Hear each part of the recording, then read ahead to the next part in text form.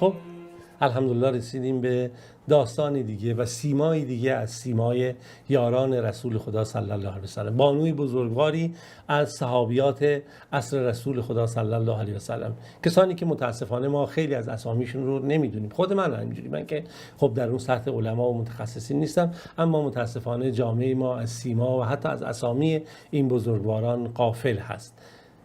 مسلمانان چه خوبه بدونن که نسل اولیه کی بودن، چه کردن و دارای چه فضایلی هستن. در هر صورت بله، ایشون بانوی بزرگواری که امروز میخوایم در موردش داستان خودمون رو بخونیم، با هم سیمای ایشون رو آشنا بشیم، فاطمه بنت یمان هست. فاطمه بنت یمان، خوب به خاطر بسپارید. فاطمه بنت یمان ابن جابر هست، از قبیله اشهل انصاری هست. زنی است که در خانواده‌ای رشد کرده، نشأت پیدا کرده که در اون خانواده از همه جوانب اسلام اون خانواده رو در بر گرفته. خب پدر ایشون مشخصه، پدر ایشون یمان هست که در واقع یمان اسمش حسیل هست و صحابی مشهور رسول خدا صلی الله علیه وسلم هست و پدر ایشون به مقام و منزلت شهادت در غزوه احد نائل میشه. پس اینجا در این داستانی که ما داریم میخونیم با هم، فاطمه دختر کی هست؟ یمان هست، یمان ابن جابر از صحابه پیامبر که در غزوه احد به شهادت رسیده. خب برادر ایشون کیه؟ حذیفه ابن یمان. حذیفه ابن یمان صاحب راز پیامبر، از بزرگان و نجبای عصر پیامبر خدا صلی الله علیه وسلم، کسی که رازهایی رو پیامبر به اون گفت که کسی دیگه از اون خبر نداشت. چرا که پیامبر در اون زمانی که در شب احزاب، اون جنگ احزاب، شرایط خیلی خاصی بود، ایشون رو برای مأموریت‌های ویژه و خاص امنیتی شناسایی تعیین کرد و اسامی منافقین رو بهش داد. به کسی دیگه این اسامی منافقین نداد. یادتون باشه گفتیم عمر رضی الله عنه وقتی میخواست کسی رو والی جایی تعیین بکنه، مسئولیتی بده، حذیفه ابن یمان رو میخواست، میگفت اسم این تو لیست منافقین بودی یا نه؟ فقط همینو من بگو. این پس صاحب راز پیامبر هست حذیفه ابن یمان و ایشون خواهر حذیفه هست. برادر دیگه ایشون صفوان ابن یمان که باز صحابی پیامبره که در جنگ احد با پدرش و برادرش حذیفه کنار رسول خدا صلی الله علیه و سلم هستن. خواهر ایشون ام سلمه بنت یمان هست که این هم از زنان مسلمانی است که با رسول خدا صلی الله علیه و سلم بیعت کرده. خواهر دیگه‌اش خوله بنت یمان هست که این هم صحابی گرامی پیامبر هست و جز بانوان صدر اسلام هست. مادر ایشون کی هست؟ رباب یا رباب، در لغت عربی میگن رباب، حالا ما تو فارسی به رباب عادت کردیم. رباب بنت کعب هست که ایشون هم مسلمان شده و هم بسیاری از فضایل نصیب شده و دعای پیامبر خدا صلی الله علیه و سلم شامل حالش هست. امام ترمذی از ابو حذیفه نقل میکنه، از حذیفه ابن یمان، از حذیفه ابن یمان نقل میکنه که میگه، جالبه که میگه قال سألتنی امی متى عهدک، مادر من پرسید که پیمان تو با کیه، یعنی با پیامبر، تو از کی عهد و پیمان داشتی؟ فقلت مالی به عهد منذ کذا و کذا، من گفتم از فلان روز تا فلان روز. بعد مادرم بالاخره با من برخورد خوبی نکرد، یعنی سخن این گونه هست، در لغت اینجوری میشد. من بهش گفتم که بذار من به حال خودم، من برم با پیامبر خدا صلی الله علیه و سلم ملاقات بکنم و صحبتی شد بالاخره بین این و مادرشون. میگه من تا پیامبر نماز مغرب خوندم و از پیامبر خواستم که برای من دعای مغفرت بکنه و برای مادرم. میگه من میرم پیش پیامبر نماز مغرب رو بخونم، میگم برای من و برای مادرم دعای مغفرت کن. بعد میگه پیش پیامبر اومدم، نماز مغرب رو خوندم، حتی نماز عشا رو خوندم. سپس میگه خواستم دنبال پیامبر راه افتادم پشت سر پیامبر، دیدم پیامبر صدا زد، تو کی هستی؟ حذیفه هستی؟ گفتم بله یا رسول، من حذیفه هستم. گفت چیه نیاز تو؟ اینه که خداوند تو رو مادرت رو ببخشه، خداوند تو مادرت رو خواهد بخشید. بعد میگه پیامبر گفت که این فرشته ایدی که در این شب نازل شده پایین اومده، اولین باری که هست اومده و خواسته که بر من سلام بکنه و بشارت میده به من که فاطمه دختر من سید زنان بهشت هست و حسن و حسین سیدا یا سرور مردان جوانان بهشت هستن، که این روایتی که همزمان برای این حذیفه ابن یمان داره نقل میکنه. ولی این خانواده یمانی به عبارتی دارای تاریخ و ریشه های عمیق در اسلامن و خب اسلام فاطمه هم از همون ابتدای طلوع اسلام که شما تصور کنید در این خانواده شکل گرفته، با رسول خدا صلی الله علیه و سلم بیعت کرده و خب مادر ایشون هم شامل حال دعای پیامبر پیامبر خدا صلی الله علیه و سلم شد و همه اینها در کاروان زنان مهاجران مسلمان هستند. خب ایشون دختر شهیده در غزوه احد. وقتی که فاطمه با برادر خودش حذیفه و صفوان خداحافظی میکنه، خب اینا در کاروان مجاهدان حرکت میکنن و خب به دنبال این پدر ایشون رو پیامبر خدا صلی الله علیه و سلم با ثابت ابن وقش چیکار میکنه؟ میذاره تو همون قلعه هایی که زنها بودن، منطقه های حصاری که بوده، که زنها و بچه ها رو نگهداری کنن و اینجا در حفظ باشن، چون پیرمرد بوده پدر ایشون و اون شخص دیگه هم همینجوری ثابت ابن وقش، اون هم پیرمرد بوده. اینا با هم صحبت میکنن. خب چه خبره؟ اصطلاحاً عرب میگه لا ابا لک ما ننتظر، بی پدر، مثلا اصطلاح پدر نداشته باشی تو چی شده تو؟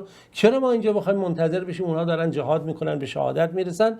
بعد میگه که از عمر ما که دیگه چیزی نمونده، مثل کسیه که فقط یک جرعه آبی بنوشه، مثلا خیلی سر چشمه بره تمام بشه. اصطلاح عربی هست که دیگه حالا ما نمیخوام وارد اون لغت بشم و برخی این کلمات رو درست نمیفهمن، تعبیرای بد میکنن. و در هر صورت میگه بریم شمشیرامون رو بگیریم، ما هم به رسول خدا صلی الله علیه و سلم ملحق بشیم، شاید که خداوند شهادت و روزی ما بکنه.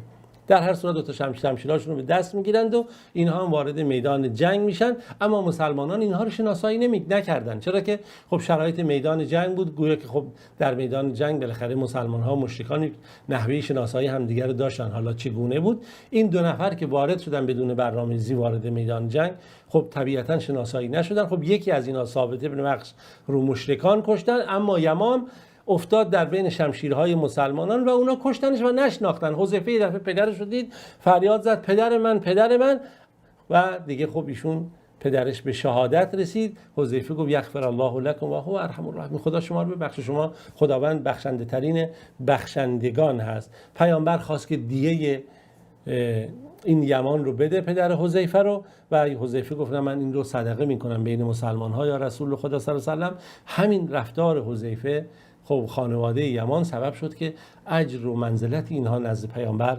بالاتر بره.